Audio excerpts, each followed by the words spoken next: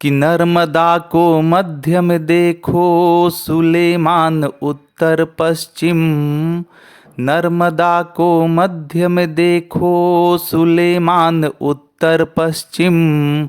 गारो पहाड़ी पूर्वोत्तर में, ब्रह्मगिरी दक्षिण पश्चिम। गारो पहाड़ी पूर्वोत्तर में, ब्रह्मगिरी दक्षिण पश्चिम। नमस्कार आप सभी को। मैं डॉक्टर के सिंह, टीजीटी सामाजिक विज्ञान, केंद्रीय विद्यालय गोमती नगर, लखनऊ से आज आप सभी के समक्ष कक्षा छठी के इतिहास विषय की पुस्तक हमारे अतीत अध्याय 1 क्या, कब, कहाँ और कैसे के बारे में चर्चा करने जा रहा हूँ। पाठ शुरू करने के पहले हम इस अध्याय के शीर्षक को समझेंगे।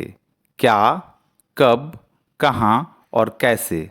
बच्चों, ये प्रश्नवाचक शब्द एक इतिहासकार के सबसे अच्छे मित्र होते हैं, क्योंकि ये इतिहास को वैज्ञानिक तरीके से सोचने के लिए प्रेरित करते हैं।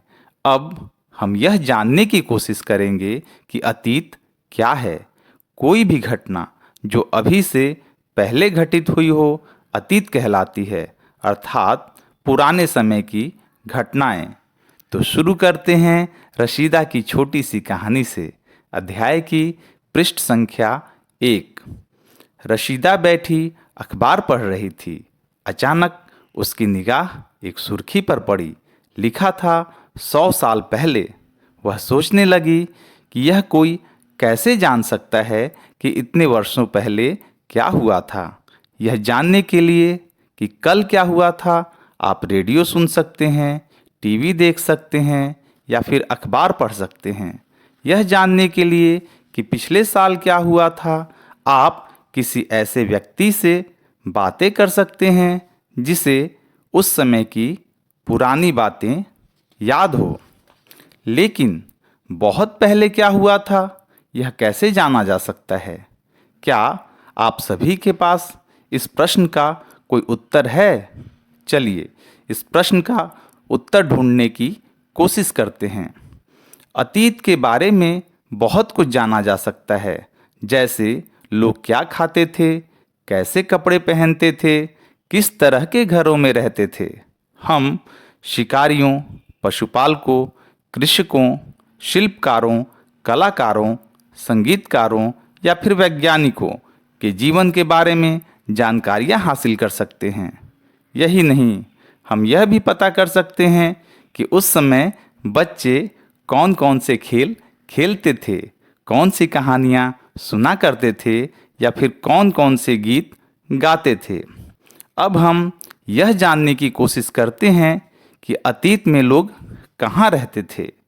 बच्चों, अपने प्यारे देश भारत का मानचित्र अपने मस्तिष्क पर लाने की कोशिश कीजिए।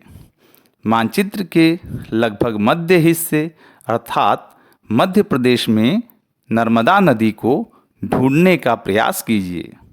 कई लाख वर्ष पहले से लोग इस नदी के तट पर रह रहे हैं। यहाँ रहने वाले आरंभिक लोगों में से कुछ कुशल संग्राहक थे, जो आसपास के जंगलों की विशाल संपदा से परिचित थे। अपने भोजन के लिए वे जड़ों, फलों तथा जंगल के अन्य उत्पादों को संग्रह किया करते थे। वे जानवरों का शिकार भी करते थे। बच्चों, अब आपको ले चलते हैं आपकी पाठ्य पुस्तक की पृष्ठ संख्या 2 पर। अब आप उत्तर पश्चिम की सुलेमान और किरथर पहाड़ियों का पता लगाइए। वर्तमान में ये क्षेत्र पाकिस्तान में स्थित है। इस क्षेत्र में कुछ ऐसे स्थान हैं जहां लगभग 8000 वर्ष पूर्व लोगों ने सबसे पहले गेहूं तथा जौ जैसी फसलों को उपजाना आरंभ किया। उन्होंने भेड़ बकरी और गाय बैल जैसे पशुओं को पालतू बनाना शुरू किया। ये लोग गांवों में रहते थे। उत्तर पश्चिम के बाद अब उत्तर पूर्व और विंध्य क्षेत्र की चर्चा कर लेते हैं। ये कुछ अन्य ऐसे क्षेत्र हैं जहां कृषि का विकास हुआ, जहां सबसे पहले चावल उपजाया गया वे स्थान विंध्य के उत्तर में स्थित हैं। प्यारे बच्चों, पृष्ठ संख्या 2 पर भारत के मानचित्र को ध्यान से देखिए एवं मध्य में स्थित नर्मदा घाटी विंध्य क्षेत्र, पश्चिम में स्थित सुलेमान एवं किरथर पर्वत तथा पूर्वोत्तर में स्थित गारो की पहाड़ियाँ एवं मध्य गंगा घाटी में मगध के क्षेत्र को ढूंढने का प्रयास कीजिए। यह मानचित्र दक्षिण एशिया, जिसमें शामिल है आधुनिक भारत, पाकिस्तान, बांग्लादेश, नेपाल, भूटान और श्रीलंका तथा साथ ही अफगानिस्तान, ईरान, चीन तथा म्यांमार आदि पड़ोसी देशों को दिखाता है। दक्षिण एशिया एक महाद्वीप से छोटा है, लेकिन विशालता तथा बाकी एशिया से समुद्रों, पहाड़ियों तथा पर्वतों से बटे होने के कारण इसे उपमहाद्वीप भी कहा जाता है। अब आते हैं पाठ्य पुस्तक के पृष्ठ संख्या 3 पर। पृष्ठ संख्या 2 पर स्थित मानचित्र पर सिंधु तथा इसकी सहायक नदियों का पता लगाने का प्रयास कीजिए। सहायक नदियाँ उन्हें कहते हैं जो एक बड़ी नदी में मिल जाती है। लगभग 4700 वर्ष पूर्व इन्हीं नदियों के किनारे कुछ आरंभिक नगर फले फूले। गंगा एवं इसकी सहायक नदियों के किनारे तथा समुद्र तटवर्ती इलाकों में नगरों का विकास 2500 वर्ष पूर्व हुआ। गंगा के दक्षिण में इन नदियों के आसपास का क्षेत्र प्राचीन काल में मगध, वर्तमान बिहार में स्थित, के नाम से जाना जाता है। इसके शासक बहुत शक्तिशाली थे और उन्होंने एक विशाल राज्य स्थापित किया था। देश के अन्य हिस्सों में भी ऐसे राज्यों की स्थापना की गई थी। लोगों ने उपमहाद्वीप के एक हिस्से से दूसरे हिस्से तक यात्रा की। कभी कभी हिमालय जैसे ऊंचे पर्वतों, पहाड़ियों, रेगिस्तान, नदियों तथा समुद्रों के कारण यात्रा जोखिम भरी होती थी। फिर भी ये यात्रा उनके लिए असंभव नहीं थी। अतः कभी लोग काम की तलाश में तो कभी प्राकृतिक आपदाओं के कारण एक स्थान से दूसरे स्थान जाया करते थे। कभी कभी सेना एक स्थान से दूसरे स्थान विजय हासिल करने के लिए जाया करती थी। इसके साथ ही व्यापारी कभी काफिले में तो कभी जहाज में अपने साथ मूल्यवान वस्तुएं लेकर एक स्थान से दूसरे स्थान जाते रहते थे। धार्मिक गुरु लोगों को शिक्षा और सलाह देते हुए एक गांव से दूसरे गांव तथा एक कस्बे से दूसरे कस्बे जाया करते थे। कुछ लोग नए और रोचक स्थानों को खोजने की चाह में उत्सुकतावश भी यात्रा किया करते थे। इन सभी यात्राओं से लोगों को एक दूसरे के विचारों को जानने का अवसर मिला। चलिए अब एक नए प्रश्न पर विचार करें। आज लोग यात्राएं क्यों करते हैं? पर्वत और समुद्र इस उपमहाद्वीप की प्राकृतिक सीमा का निर्माण करते हैं। लोगों के लिए इन सीमाओं को पार करना आसान नहीं था। जिन्होंने ऐसा चाहा वे ऐसा कर सके। वे पर्वतों की ऊंचाई को छू सके तथा गहरे समुद्रों को पार कर सके। उपमहाद्वीप के बाहर से भी कुछ लोग यहाँ आए और यहीं बस गए। लोगों के इस आवागमन ने हमारी सांस्कृतिक परंपराओं को समृद्ध किया। कई सौ वर्षों से लोग पत्थर को तराशने, संगीत रचने और यहाँ तक कि भोजन बनाने के लिए नए तरीकों के बारे में एक दूसरे के विचारों को अपनाते रहे हैं। अब आते हैं पाठ्य पुस्तक के पृष्ठ संख्या 4 पर। बच्चों, अब एक महत्वपूर्ण प्रश्न पर विचार करते हैं। ये प्रश्न है कि हमारे देश का नाम भारत या इंडिया क्यों पड़ा। अपने देश के लिए हम प्रायः इंडिया तथा भारत जैसे नामों का प्रयोग करते हैं। इंडिया शब्द इंडस से निकला है, जिसे संस्कृत में सिंधु कहा जाता है।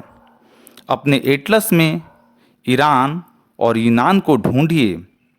लगभग 2500 वर्ष पहले उत्तर पश्चिम की ओर से आने वाले ईरानियों और यूनानियों ने सिंधु को हिंदोस अथवा इंदोस और इस नदी के पूर्व में स्थित भूमि प्रदेश को इंडिया कहा। भारत नाम का प्रयोग उत्तर पश्चिम में रहने वाले लोगों के समूह के लिए किया जाता था। राजा भरत इस समूह के प्रतापी एवं शक्तिशाली राजा थे। इस समूह का उल्लेख संस्कृत की आरंभिक कृति ऋग्वेद में भी मिलता है। बाद में इसका प्रयोग अपने देश भारत के लिए होने लगा। बच्चों, मुझे आशा है कि आपको इस चर्चा में क्या, कब, कहाँ और कैसे अध्याय के बारे में बहुत कुछ जानकारी प्राप्त हो गई होगी। इस अध्याय के अगले हिस्से की चर्चा हम बाद में करेंगे, लेकिन आप सबसे विदा लेने के पहले अध्याय के प्रमुख बिंदुओं को फिर से दोहरा लेते हैं। इतिहास में हम अध्याय का सार के रूप में पॉइंट नंबर 1, इतिहास में हम सभी आज से पूर्व के लोगों के बारे में पढ़ते हैं। पॉइंट नंबर 2, यह हमें प्राचीन लोगों की जीवन शैली के बारे में बताता है, जैसे उन्होंने क्या खाया और पहना, जहाँ वे रहते थे और उनके व्यवसाय के बारे में। पॉइंट नंबर 3, बहुत पहले के लोग नर्मदा जैसी नदी के किनारे रहते थे।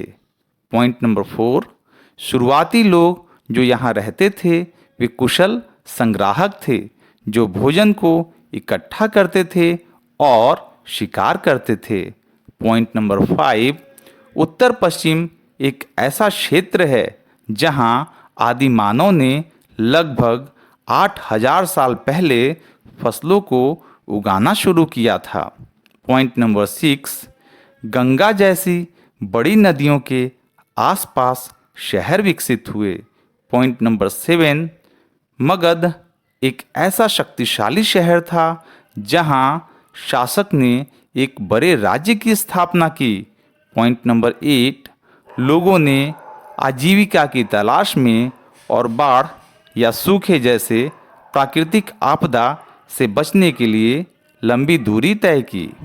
पॉइंट नंबर 9, व्यापारियों ने व्यापार के लिए यात्रा की, सेनाओं ने विजय प्राप्त करने के लिए यात्रा की, शिक्षकों ने उपदेश देने के लिए यात्रा की और अन्य ने साहसिक कार्य के लिए यात्रा की।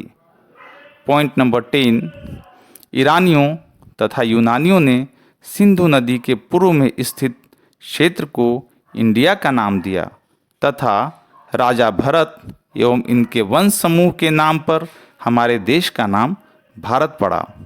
अध्याय समाप्त होने से पहले एक क्रियाकलाप कर लेते हैं, जिससे आप लोगों को मानचित्र अध्ययन के लिए दिशा संबंधी जानकारी प्राप्त हो सकेगी।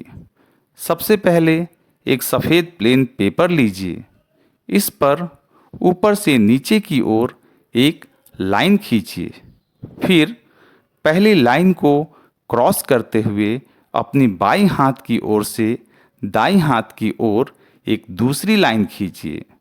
इस आकृति के 4 किनारे या छोर तैयार हो गए।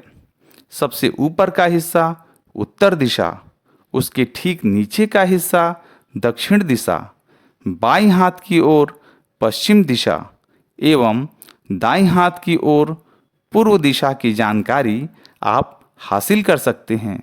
ठीक इसी तरह उत्तर और पश्चिम के बीच उत्तर पश्चिम दिशा, उत्तर एवं पूर्व के बीच उत्तर पूर्व दिशा, दक्षिण एवं पश्चिम के बीच दक्षिण पश्चिम दिशा तथा दक्षिण और पूर्व के बीच दक्षिण पूर्व दिशा की जानकारी हासिल कर आप मानचित्र में दिए गए स्थान को निर्देशानुसार आसानी से ढूंढ सकते हैं। तो इसी के साथ अब अध्याय समाप्त करते हैं। आप सभी रखिए अपना ख्याल और मुझे दीजिए इजाज़त। नमस्कार, धन्यवाद।